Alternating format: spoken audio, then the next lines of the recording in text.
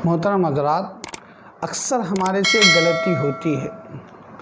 वो गलती ये है, जब इमाम रुकू में होते हैं और मुक्तदी रुकू में शामिल होता है तो यहाँ पर हमसे गलती होती है। इस मसले को अच्छी तरीके से जानें।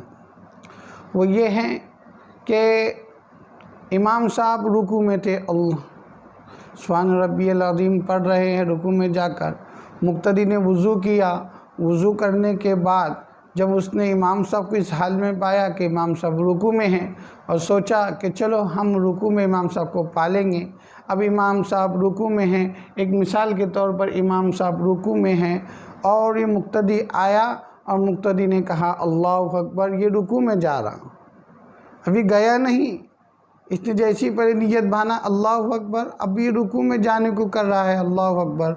लेकिन हुआ ये कि इधर समी अल्लाहु लिमन हमीदा इमाम साहब ने कह दिए। तो मुक्तदी चूँकि आगे देखता नहीं कि इमाम साहब उठ गए थे, वह अंदाज़ा भी नहीं लगाता और ये अल्लाहु अकबर कह के फ़ौरन मिलता है। तो इमाम साहब समी अल्लाहु लिमन हमीदा और ये रुकू में जा रहा है, तो ये दोनों का मिलाप नहीं हुआ। अगर इमाम साहब रुकू में ही है और इसने अल्लाहु अकबर कह दिया, अभी दोनों का मिलाप हो गया, सिर्फ मिलाप हो गया, कम से कम एक मरतबा सुभान रब्बिल अज़ीम या दोनों का बराबर मिलाप हो गया। फिर इमाम साहब ने समी अल्लाहु लिमन हमीदा कहा तो इसका रुकू मिल गया, इसका रुकू मिल गया। इस बात को समझो।